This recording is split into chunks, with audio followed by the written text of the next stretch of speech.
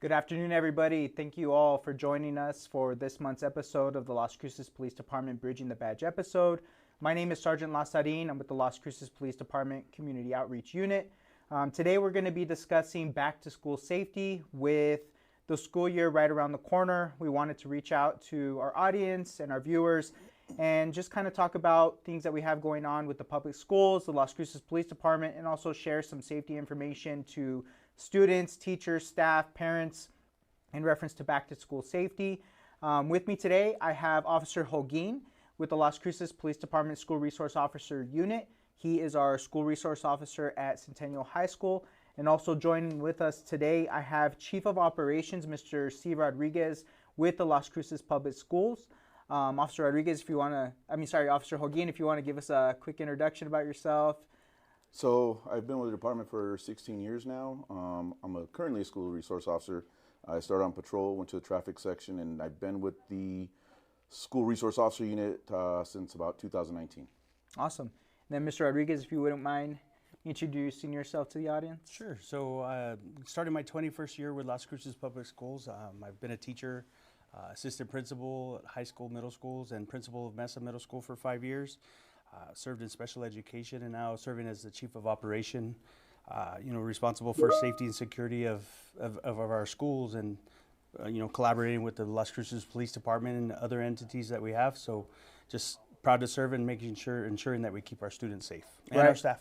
And fun fact, I actually met Mr. Rodriguez back in about 2017, 2018, where I was actually the school resource officer as well. And he was a principal at Mesa Middle School, and we got to collaborate a lot. We worked on active threat response, a lot of safety protocols and procedures there at the school, and we got to collaborate and do a lot of good things, which hopefully expanded over the years and things that we're still carrying into today. So, Mr. Rodriguez, if you kind of want to kick us off and kind of talk about what is the public schools doing with this upcoming school year in reference to safety, anything that you want the parents, staff, students, and the public to know, new innovations, any information? Sure.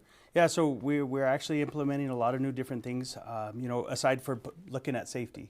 One of the things that we've implemented now, and we started this last year, was our ring cameras. We have a camera system now for each door to each one of our facilities to the front door, so that we only have one access point during the day. So all visitors, students that were late, anybody else coming in, they have to come to the door. The secretary at the front or the office staff are able to talk with those people on there to really verify, they have a reason to be there, some other things, and then they're able to buzz them into the door. So the doors are locked, but they open up through a buzzing system, and it lets them come in there. So that's at every campus. We've implemented that. We're also now implementing a new system for our cameras. We're upgrading those cameras to the same system that those ring cameras are on, which is called Verkada. And so we are implementing that district-wide now. So now we will be able to implement when we have visitors who check in, or we're looking for people, we're looking for students, we actually have the ability to really go in and look and find that student. And we can find it across campuses. And so it has some good recognition when visitors come in. It really tags it, goes with it. If we have issues with, say, a visitor, we can really find out where that visitor is within our buildings in pretty much a heartbeat. But it also is going to allow us with Las Cruces Police Department to also have access to those ports as well. So we have access on our phones, different things, principals, but we can also have the SROs to where they will be able to have that access as well with our cameras, or responding if we do have an event. Hopefully we don't, but if there's an event or whatever, we can also have the access for that. So it's going to enable faster response time, but also getting critical information if there was an incident to happen as well. So those are our camera systems. We're also implementing, we did a soft rollout the last 2 weeks of school at Vista, Picacho, and then we had Oregon Mountain, and I'm trying to remember, there was 5 schools total that we implemented the new weapons detection systems that we have. So those systems, through a grant, we were able to secure the funding for those grants and those systems to implement them at all of our secondary schools. Okay. So every high school, comprehensive high school, the 4 of them will have the system, and then 7 middle schools. So that will be a weapons detection, where the weapons detection system is more of an AI system. It's a learning system. And with the rollout, we had over 51,000 people go through those systems during those 2 weeks. We continued the soft rollout during the summer at Mayfield and Cruces High, and they had the same experience. So the students were able to experience those things, learning, and the systems learning what it looks for, because it's really trying to identify either weapons, guns and knives, large knives, but also components that can make bombs and different things. So it's really that aspect of keeping those items off of our campuses, ensuring that students are safe, staff are safe, that we have that piece. But it's also it's been a good reassurance for our parents. I know at Picacho Middle School, we used it during the 8th grade ceremony. And so we had all the visitors from the parents coming in, and we were able to check them in really fast, really good. Parents were very appreciative just because of the new levels of safety that we have at those schools. You know, we've had some issues in the past, but really now trying to identify more of a deterrent, you know, deterring a lot of things of just even bringing those types of items to school now. So I think between our, you know, our cameras coming in, the buzzers coming in, you know, the weapons detection, all of those different things, it's really going to help secure our schools into those pieces. Looking at also fencing for all of our schools to ensure that we have the appropriate fencing. You know, we're standardizing at 6-foot fencings that we have around the schools and different areas for the playgrounds, making sure that we have that. We've also implemented peri-weather, which is more of a, it's a weather stations that we've installed at all of the high schools, and there's also Field of Dreams, and then we have some at the middle schools. So anytime we have lightning, any other type of weather, it gives an alert. So I'm sure a lot of you out there have heard the sirens going off at the schools. It's really just identifying when we have lightning within that 10-mile radius that it's a good thing for us to go inside. And so it's not just for our students at school, but it's also for those that live around the campuses. You know, it's a good deterrent. You know, if your kids are playing outside and we have weather coming in, it's a good way for this, you know, the community to also say, hey, time to come inside because of those sirens are going off. So it's a good thing, but it's also going to, and you can get updates as parents, as those, so that you have a better understanding when we go into a shelter in place for lightning as to the reasons why we're doing that. So you can get the updates. You'll have the timers going down to say, hey, we have 30 minutes clear, we're all good, we can do that. It's going to work at our, you know, our games that we have for activities at the Field of Dreams. You know, all those different things like that is that we've really implemented that piece into that as well with peri-weather. So, you know, those are the main things. There are more things that are coming up, you know, as we start to roll out. But as we start to roll out things, we got to go in steps. Absolutely. You know, so. Awesome. Well, thank you for all that information. You know, it's clear that the public schools is being very proactive in school safety. You know, turning it over to Officer Holguin with the School Resource Officer, can you kind of talk to me and the audience about what would you like to see more from parents, students, when it comes to just the general day-to-day kind of operations and things that you see on your end day-to-day, whether it's drugs, alcohol, bullying, harassment, fights, things like that? What type of things would you like to see from the parents and maybe the students to kind of give them some information on how they can not only keep themselves safe, but just make it an overall better environment for the school and for everybody there involved? You know, I think a big part of it is the parents being involved. A lot of the kids that go to school, you know, you talk to them, and half the time when you call their parents to tell them, hey, you know what, your kid had a marijuana vape or an e-cigarette or something, the parents have no idea, they have no clue. And it almost feels like, you know, you talk to the kid and the kid tells you, hey, you know, my mom and dad are usually not home, I kind of hang out by myself. And I'm at the high school, so at that age, they tend to be by themselves a little more. The fights, the bullying, keeping them hands to themselves, because that's a big thing too. I mean, there's times when, you know, you have two friends that are messing around, one smacks the other one, busts his nose, and then it turns into something it shouldn't have. So that's kind of another thing. As far as safety goes, just reaching out to them, let them know, you know, the knives can't go to school, it's not safe. I understand that there's some kids that do walk in neighborhoods that their parents don't feel like it's safe, so it might be something to get a group of kids to walk together to the school bus if they're busing or whatever it may be, because we've had kids take, you know, pepper spray, knives, guns, stuff. Well, the guns not so much, but the knives and pepper spray, I've seen that more than anything, and it's because the kids will tell you, you know, it's for my protection. And mom and dad's go in and they say, yeah, you know what, we do allow them to take the pepper spray, and we didn't know. So, you know, that's one of those things where if you have a knife at school, it's a 4th-degree felony and you can be charged for it if the school does decide to pursue charges. So just getting more involved with their kids' lives, talking to them, letting them know right from wrong.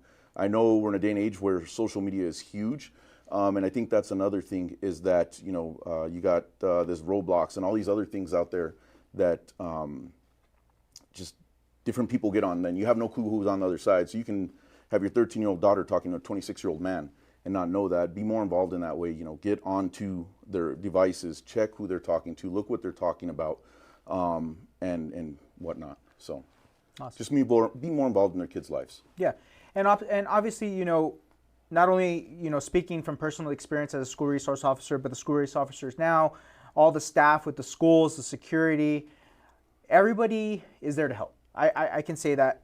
And everybody wants to be proactive. Everybody wants to lend a hand. So essentially all it takes is for either the parent or the student to speak up. If they're having an issue in reference to harassment, bullying, if there's a complaint of drugs or alcohol, or maybe even some type of mental health crisis, the best thing you can do is just speak up. Get us the information so that we can do what we need to do on our end and make sure that everybody's safe and everybody is getting the resources that they need. And that's how we're going to make these schools a better place. Yeah, on that note, you're exactly right. I think that's huge as well. If their kids are having problems or their kids' friends are having issues, they can call us directly at the school. They don't even have to call patrol. Call the school, ask for the school resource officer. We'll get to you and work from there, figure out what we need to do. And also, too, you don't always just need a problem to be able to go and speak to the school resource officer. If you want to just go have a conversation with him, learn more about him, learn about the job, maybe you're aspiring to enter a career into law enforcement, maybe you just need somebody to talk to and kind of vent or vocalize about a situation, by all means, they're there as a resource. And like any other staff member with the Las Cruces Public School and whatever school that we happen to be talking about as well. So we just want to reiterate and emphasize for parents and students to please use these resources and allow these people in these schools to help you and your children and to do whatever they can. There's a lot of resources, and the more we can take advantage of them, the better we can make these schools a safer place for everybody. Right. All right. So now we'll kind of transition into a little bit of an informational portion of today's podcast. Again, back to school safety. We're about 13 days away from the first day of school. One thing that we've been emphasizing for many, many years is preparation in reference to an active threat situation, response to an active threat situation.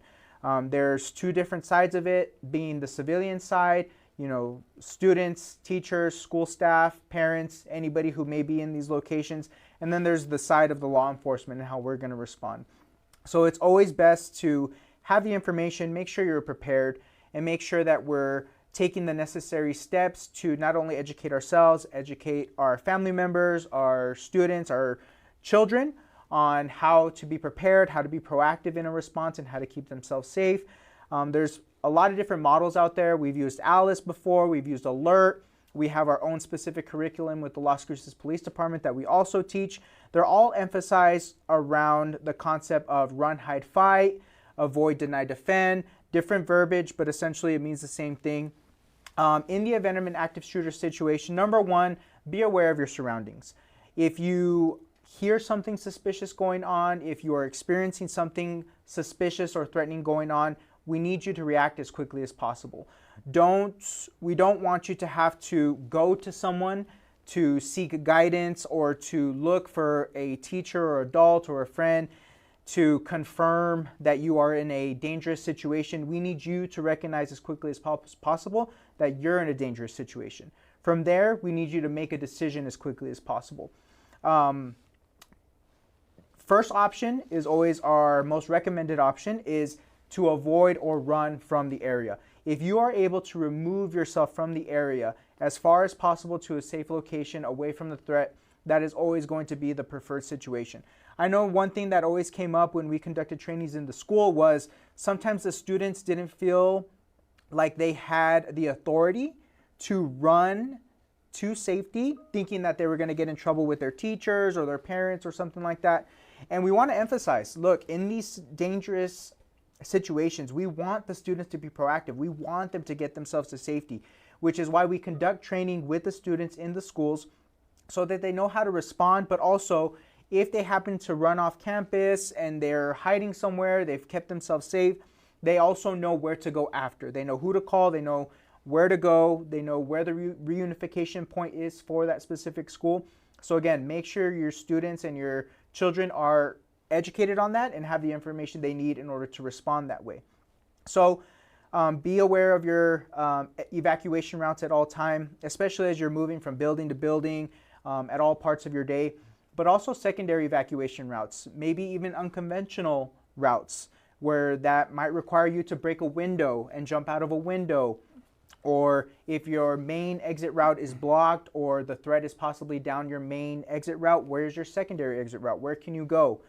Another big thing is we strongly discourage around people getting into vehicles because we don't want to cause a congestion or traffic jam in the parking lots, in the entry and exit areas where police, fire, ambulance personnel are going to have to make entry into these areas. So it's always safer, more efficient, and more effective for you to just run on foot. Run as far as you can, as fast as you can, and secure yourself in a safe position and stay there until you feel safe and to where you can then relocate to your reunification route, okay? From there, if avoid, evacuating, running is not a possibility, deny or barricade yourself to secure yourself and protect yourself from a potential threat. Whether that means locking yourself in a classroom, on top of not only locking the doors, but use what you have available to you in those rooms to secure that door and make sure nobody gets in. Whether it be tables, chairs, filing cabinets, there's a bunch of different devices out there that can be secured onto the door to add extra security. Barricade yourself. Deny access of that threat to you in that room. That's what we want you to do. We want you to be proactive in this response. And also, again, be aware of secondary areas where you can barricade, whether it's a closet, an office, anything else you guys can kind of think of within the schools. I mean, there's a ton of places. It could be a locker room. And because everybody's so free-flowing within the schools, there's not always going to be an adult there with them to be able to guide them and give them the answer to the problem that they're currently encountering. So we want them to be able to have the answers to make that decision on the fly for themselves, okay? And absolutely, last resort, in the event that they can't evacuate or barricade themselves, the option to defend. Now, obviously, this is going to be very specific to the age group that we're talking about, the type of person we're talking about. Obviously, if it's a teacher, an adult, we're not going to expect a elementary, middle school age child to go and defend themselves, nor are we recommending that you go and attempt to stop the threat yourself. But again, we want people to have the information that if they find themselves in a life-threatening situation, they have nowhere to go, nowhere to protect themselves or hide, essentially. We want them to be proactive in defending themselves as best as possible, using whatever they have available to them to protect themselves and potentially cause harm to the suspect or the person that's attempting to cause harm to them. Now, talking about the law enforcement response, again, our primary objective first showing up onto these scenes is to neutralize the threat, to stop the bad guy, to stop the threat. So every responding officer, the first responding officer on scene, they're going to make entry as quickly as possible to the last known location of the threat with the goal to stop the threat, to stop the danger. That's our number one goal. From there, once the threat has been confirmed to be stopped and neutralized, then we will transition into our rescue task force, our rescue mode, which is essentially now we will team up with the Las Cruces Fire Department. We have specific policies and procedures in place where we get them into the building as quickly as possible in order to start rendering aid to the injured. We have specific evacuation protocols in place and specific policies that we use in order to evacuate our patients, and specific procedures and protocols that we use within the police department to gain control of this situation as quickly as possible with the goal of saving lives. On top of that, is there anything that you would like to add when it comes to... Yeah, you know what, and we go back into the defend thing. Let's just say that you are in a position where you do have to do that and you are able to get the suspect down and you get the weapon out of his hands. Cover it with a trash can, do something with it, never hold on to it because we don't know what we're going into. And I know that we get told what it is. You could black shirt, blue pants, whatnot, but we don't know. There's a lot going on there. There's a lot of rodeo traffic. So if ever that does happen, I mean, just to cover that base, do not grab the weapon and hold it. Right. And I think another part to say is, your parents and everyone, that your students will be trained on this, right? At the beginning of the year, it's a requirement that we ensure that our students and our staff understand what this is about and how do we do lockdown, how do we defend, how do we do all these things so that it's ensured that students are aware of what their responsibility is to keep themselves safe, but also in listening and doing other parts to ensure that they have that. And I think something you said earlier, Sergeant Lazarin, was, you know, parents, as you and your part and your role, and with my sons that I had, we always had a rally point.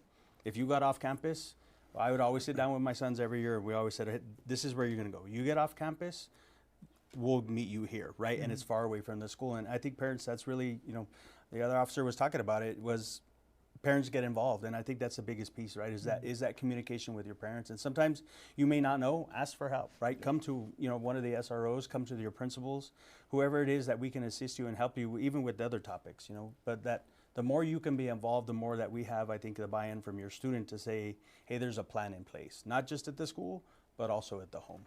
So awesome. So a question that came in was, what can a parent do to assist in the event of an active threat type situation?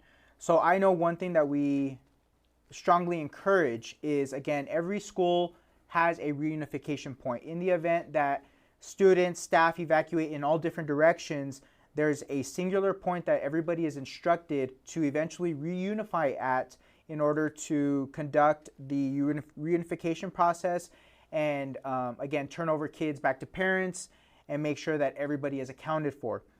Now, as a parent, I know this is going to be a very difficult decision to make in the event that you're hearing there's a threat at your child's school, but the best thing that you can do is to learn where your child's school's reunification point is.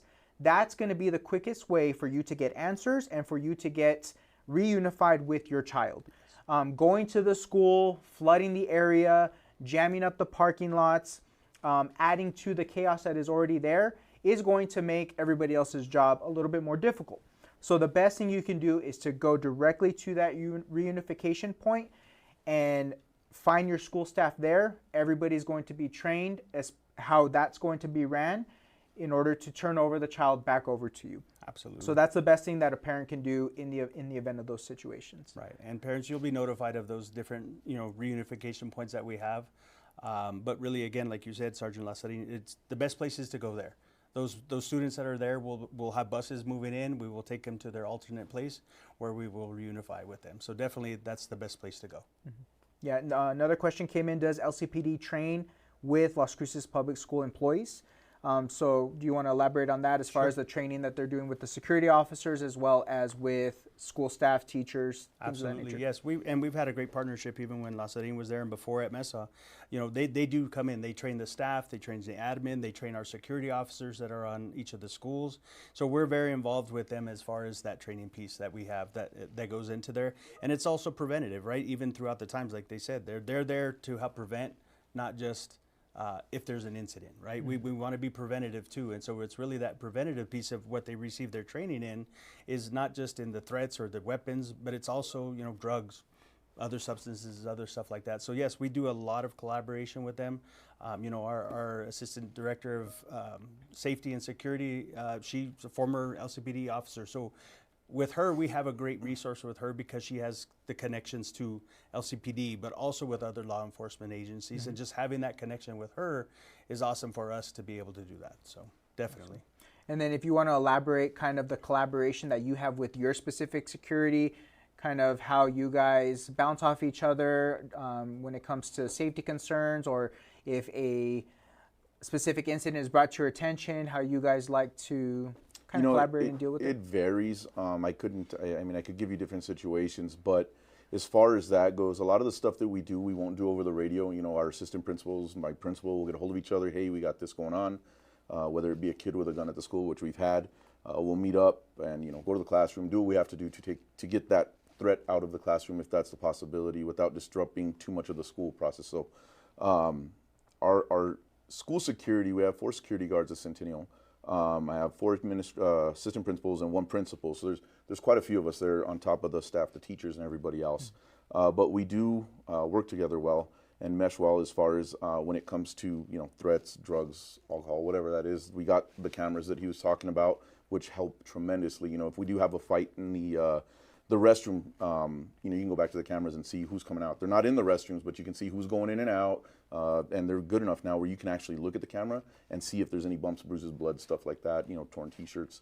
One of our security guards, he's great. He's always on the cameras. He's checking them. He gets up, walks around, and we all do. Checking doors throughout the building and all that other good stuff. So, awesome. Well, this kind of concludes a portion in reference to school safety, back to school safety. Any last kind of information that you guys share? Yeah, just one real quick. One of the other initiatives we started just as far as transportation was our busing for transportation. We've installed some different, working with STS, our contractor, we've installed some different safety measures on the buses as well. So each one of them now has a mobile tablet that has GPS directly linked to it. So that, if we have a bus, we can monitor, the driving efforts, the other things, the driving habits of the driver. If we have incidents, we have cameras on there, if there's incidents with students or anything else like that. But I think the other piece that's going to roll out here pretty soon, we're going to pilot it with the school, but then roll it out this fall, is that parents are now going to be able to have the Beacon Parent app to where it's going to communicate with you. So if your student is making poor choices on the bus, you're going to receive the discipline report rather than the student taking it to them.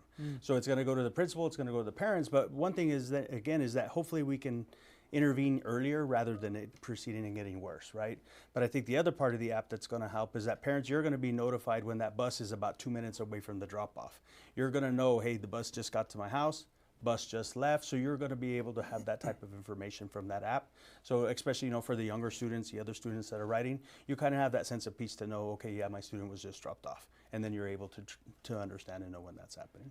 Awesome. So also on that note, in reference to notifying parents, I know we also spoke about, when it comes to the reunification or also potential threats that are going on at the school, updating parent information on the portals, things like that. So Parent Square is our new mode of communicating with parents. So we will have that information going out. But Parent Square will be the way that we communicate, whether it's mass communication, it can be both ways. It's parents to school or also school to parents. So it's not just a one way of communication like there was in the past. So that's going to help with that piece, but it's also going to be the way that we notify you. If we have a lockdown at the school, if we have, a shelter in place or whatever incident that we have, that's going to be really the way that we're notifying parents through there. Of course, we also have our social media. We have Facebook. We have, it's really meeting parents where they are, right? But making sure that they're getting it to their mobile, their email. Sometimes they don't check email.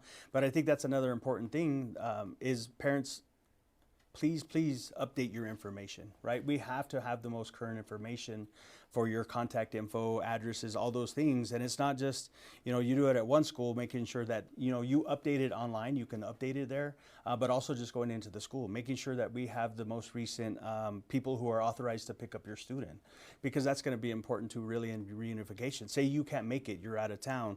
Well, we need to know who we can release that child to. So making sure that you do update through there. We're also going to have a new visitor management system that's coming in, so you'll have to go in and we'll have like I said earlier, it's really going to be that piece. So there's multiple modes of communication, but the most key part is having the most recent up-to-date information from each parent, having that piece that's done there. Awesome. Thank you for all that information. Before we close out for today, a couple of messages. We are currently hiring for school crossing guards. So again, with the topic of back to school, we're currently hiring for our crossing guards. We have 9 available spots. They can go to the City of Las Cruces website, clcpd.com, if you're interested in applying. And also, again, a reminder, we are currently accepting applications for the next Las Cruces Police Department Police Academy. Again, applications are currently open. The application process closes September 8th. So if you are interested in working for the Las Cruces Police Department, becoming a police officer with the Las Cruces Police Department, I highly recommend that you submit your application as soon as possible. Get in touch with a recruiter, get the resources that you need to be successful in the hiring process, and we will do everything to help you accomplish those goals as well. So again, I thank you guys so much for being a part of this. I thank you for coming and spreading this information to our audience in reference to back to school safety, and to everybody out here who tuned in, who's participating. We thank you very much for your participation. And again, a quick shout out also to the City of Las Cruces Communication Department. As you can see, we're in a new studio. We got a new setup here. So a big thanks to them for having us here and hosting our Bridging the Badge episode here. And we look to continue to expand the production in the episode and to get more useful and good content and information out to the public. So again, thank you very much. And again, we highly recommend as well that you reach out to the Las Cruces Police Department Community Outreach Unit, and you can reach us at lcpdcommunityoutreach.gov.